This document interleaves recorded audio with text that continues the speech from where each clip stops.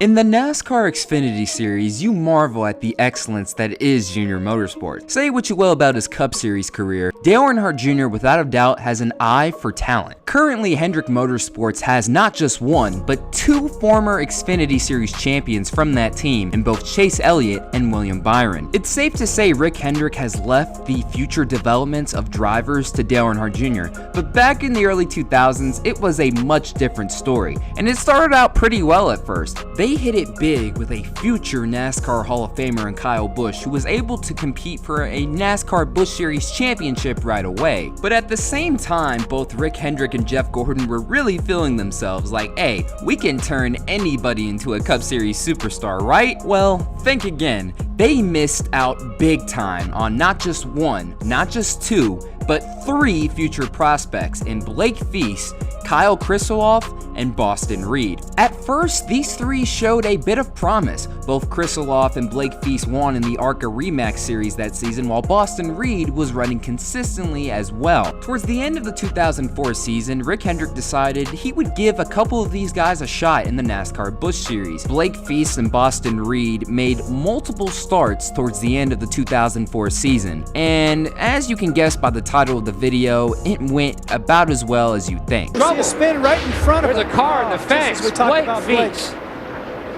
He backed into the wall. You see the flames erupting. That's from the fuel cell. The gas getting spilled right there. 10 laps in, full load of fuel on that 87 car. Blake Feast, 22 years old. What happened to that new fire extinguisher we had in the back of those cars? Climbing out of that 87 car. Undoing his Hans. A lot of things you have to unhook in a quick. Or you get it done quicker when there's fire. And a caution on the track. Boston Reed has found some trouble. He has found the outside retaining wall. It's interesting. It's in turn 2 in the same spot that Kane had some problems. Another one of the Hendrick development drivers, 21-year-old from Logansport, Indiana, in his second NASCAR Busch Series race, and this one isn't going to work out. Also ran the Richmond race back in September. No, you don't have any brakes because you've knocked a rotor off the right front when you make contact with the outside retaining wall. Trouble in turn 2. 3 cars around. 4 now involved. 5 involved. Mike Wallace got caught up in that. The 4 car. The 00, Blake Feast is involved. Johnny Sauter. Yep. Wow, Fedewa, a lot of good race cars. Blake's 7 starts saw 0 top 10s and 4 DNFs with an average finish of 32nd, while Boston's 3 starts saw an even worse average finish of 35th with 2 DNFs. Even after these horrible performances early on, Jeff Gordon was still hyping these prospects up, and to make matters even weirder, they decided to let Adrian Fernandez, a former IndyCar driver with no stock car experience, make some select runs in 2005 with them as well. All 4 were going to make select starts in the NASCAR Busch Series in mostly the same ride. I think after the season opening ARCA incident, this should have been an indication to Rick Hendrick and Jeff Gordon that, hey, this is not going to work at all. Oh, big problems on pit road as one car has slid right through the barriers. That's the 94 car of Feast. Right into an opening on pit lane. A very, very scary moment on pit road. How do you miss that badly? Look, I'm not trying to be one of these couch drivers, but oh my goodness. The Hendrick Motorsports development program has not had a season this bad before or since. Turn 2, trouble. Boston Reed. Caution's out. Inner pointer back in the right direction. Caution is out. Looks like he poked somebody with that right front. Yeah, but You know when you get going, boss. I can't see you down on the bottom. He was racing Tim Fedewa in the 12, and it might have been contact with Fedewa. I got to believe by the way that right front fender's kind of all jacked up there that he got into somebody. Boy, if he did have contact, maybe he did that when he come off that little bit of banking back there, Larry, and clipped it. Whoa, he's lost it. Oh boy. he was on a pretty good lap. He was on a run. Almost looks like the crowd can't believe this because they knew their man had a good shot at sitting on the bush pole here. Now remember, he's locked into the field, but it looks like he may have to go to a backup car. You see the crowd looking at the big screen and reacting in disbelief. No harm, no foul here. He gets into the wall, and when he bounces off, nothing he could do about it. He just bounced off and got into Lewis. Then Blake Feast in the 5 car was just a victim. Wrong place, wrong time. Oh, his car around down here 5 of turn 4. Boston Reed is out. Boston is out. You got a one. Hard crash for Boston Reed in the number 5 of Hendrick Motorsports. Sure killed the radiator there. Yeah, the Lowe's car Afraid you is killed more than that. pretty hurt. Now, You're killed. Don't do anything stupid there, man. looks like somebody helps the 5 car around. Who is that?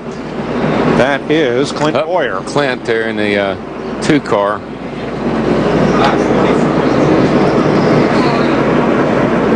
Fourth caution of the night, lap 44. Second caution of the night coming out. Kyle Krisiloff having problems with his transmission, and so he was not able to continue on as they push him into the garage area. He's one of the Hendrick development drivers. He ran some ARCA races, won an ARCA race last year at Chicagoland Speedway. Hendrick Motorsports very, very high on Kyle Krisiloff. Oh, he got spin over and turn. Boston Reed has looped it, and caution. Gonna have some right side damage. Right nose and right side. Yeah, got a little damage to the right side. He is right there. Just got loose. Just lost it. Just lost control and went up and just grazed the wall with the right front. Right along here. Might make you dizzy. On board with the Lowe's onboard camera.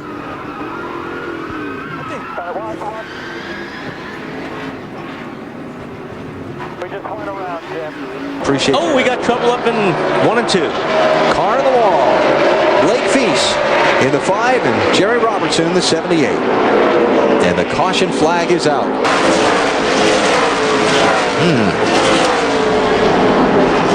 I can't tell from that angle. They were 2 cars very close. I think Blake kind of got left reared here. No, looks like Robertson lost it. Well, he got left rear, but he lost it. Saved it. Well, Blake had a lot to do with the saving it. 8 tires are better than 4. But unfortunately, Blake got the short end of the stick on that one. And if someone's holding you up, you just simply got to try to move them out of the way or whatever it takes to get by. There's Boston Reed, the 57 Lowe's car. Hendrick Motorsports entry, second caution of this race is out just past the halfway point. Here we see Boyer, the leader in the 2, and there we see Brent Sherman in the 10 gets into Boston Reed. They've checked up because of Paul Wolf in the 40 having spun and backed in the wall.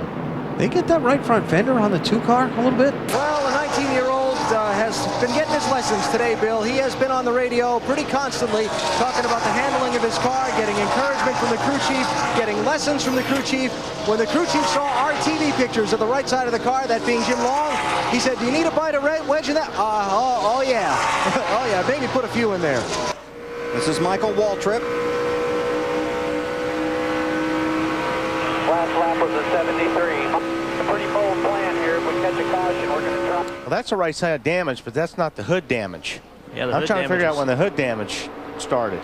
That was earlier in the day. Was that maybe when the 4 car got in the grass earlier on that restart? Even though it's an impound race, you've got to have the type of setup underneath your car that when this track starts cooling off, hang on there.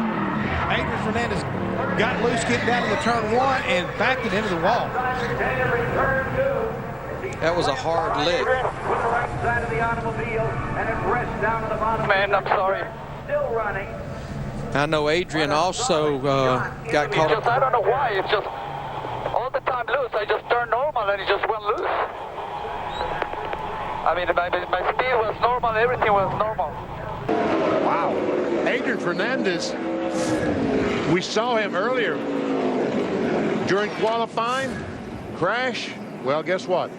We have another one. That team has I'm okay. Sorry. gone through a lot of race cars this year. He's with lost different drivers. He's lost 2 cars here in about 6 hours.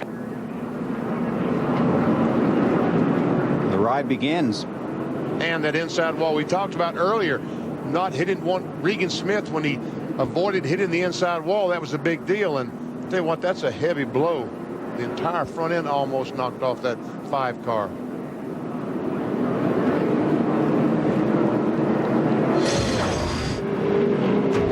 So Adrian heads for the ambulance and the infield care center. Man, he has really struggled trying to find the way in these heavier NASCAR Busch Series cars. Front damage. He was underneath the car through 3. He just closed the door on me. Huh? That race team has gone through some race cars this year, haven't they? They have.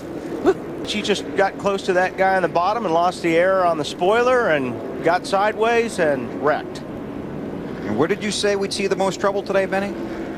Well, I thought turn 2, but unfortunately that was turn 3 already. But the wind is blowing now. That's going to be a problem getting in that corner. That was T.J. Bell in that 36 car on the outside, and I don't think they can repair that 5 car well enough to see Fernandez getting out of the car. That's good news. And he has worked hard at it, but it has been a battle for Adrian so far this year. And the high line, trouble. And we've got trouble. That's Ashton Lewis Jr. It's Elliott Sadler that avoided him. Adrian Fernandez in the 5 car down on the bottom. He's just going to the corner, and that's what they talked about just a moment ago. Exactly. They were too close going into the corner. The car on the bottom, I'm sure, got loose, and exactly what happened. Why don't they listen?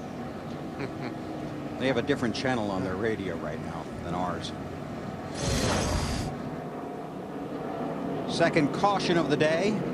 Fernandez has had some trouble adjusting to these heavier cars. Yes, he sure has. He's had a good attitude about it, but they have had to fix a lot of cars in that 5 shop. The final stats for the 2005 Hendrick Development Program season are this, and you can look this up as well, and I swear I am not making this up. In 22 starts, all 4 drivers combined for just 1 top 10, a best finish of 10th by Adrian Fernandez in Mexico City, an average finish of 31.2, and 10 DNFs. After 2005, Rick Hendrick kind of put the Hendrick Development Program on hold for a little while, and once Junior joined the team in 2008, they were able to use Junior Motorsports as a satellite team in the NASCAR Xfinity Series. And lo and behold, a year into the new partnership, they hit it big with the one and only Brad Keselowski, a future Cup Series champion. Like I said in the beginning, it's safe to say Dale Earnhardt Jr. has earned the reputation of being a driver whisperer, basically a guy who can identify talent and mesh it with the right team and the right crew chief right away. Not to say he's been perfect, as he has had some misses in the past, but a lot of amazing hits, but nowhere near the level of missing as Rick Hendrick did in the early 2000s. Blake Feast, Boston Reed, and Kyle Krisiloff were let go from Hendrick Motorsports after 2005 and did not make a single Cup Series start in their entire career. And once again, that'll do it for another video. Thank you guys so much for watching. This is Black Flags Matter. Catch you next time.